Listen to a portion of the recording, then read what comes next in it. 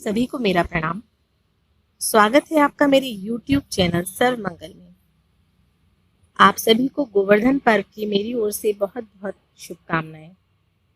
कार्तिक शुक्ल प्रतिपदा को गोवर्धन का यह त्योहार हमारे जीवन में प्रकृति के प्रति प्रेम और कृष्ण भगवान के दिए हुए प्रवचन को याद दिलाता है। प्राचीन काल में, जैसा आपने सुना होगा, दीपावली के दूसरे दिन भारत में और विशेषकर ब्रजमंडल में इंद्र भगवान की पूजा हुआ करती थी।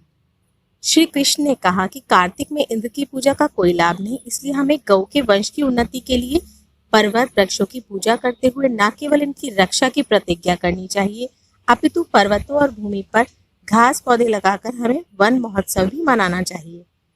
इसके सिवा हमें सदैव गोबर को ईश्वर के रूप में पूजा करते हुए उसे कदापि जलाना नहीं चाहिए। इसके सिवा खेतों में डालकर उस पर हल चलाते हुए अनौषधि उत्पन्न करनी चाहिए, क्योंकि ऐसा करने से हमारे सहित देश की उन्नति होगी। भगवान श्री कृष्ण के ऐसे उपदेश देने के पश्चात जो ही लोगों ने पर्वत, वन और गोबर की पूजा आरंभ की, त्यों ही इंद्र ने कुपित होकर 7 दिन की अखिल झड़ी लगा दी। परंतु श्री कृष्ण ने गोवर्धन पर्वत को अपनी छोटी उंगली पर उठाकर ब्रज को बचा लिया और इंद्र को लज्जित होने के पश्चात उनसे क्षमा याचना करनी पड़ी। मित्रों, जैसा आपको सभी को पता चला इस कथा को सुनकर कि वन, पेड़ पौधे, पर्वत, ये सभी हमारे लिए कितने इम्पोर्टेंट हैं। इन सभी को हमें सुरक्षित रखना है।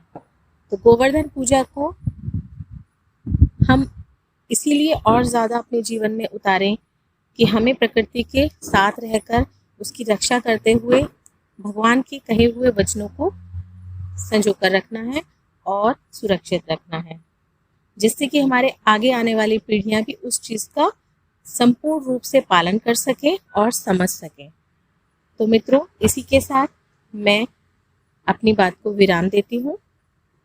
कल भैया दूज के अवसर पर आप सभी को बहुत बहुत शुभकामनाएं। सभी बहनों भाइयों को एक दूसरे का प्यार मिलता रहे, सम्मान मिलता रहे और सभी एक दूसरे के लिए हमेशा तत्पर रहें। धन्यवाद।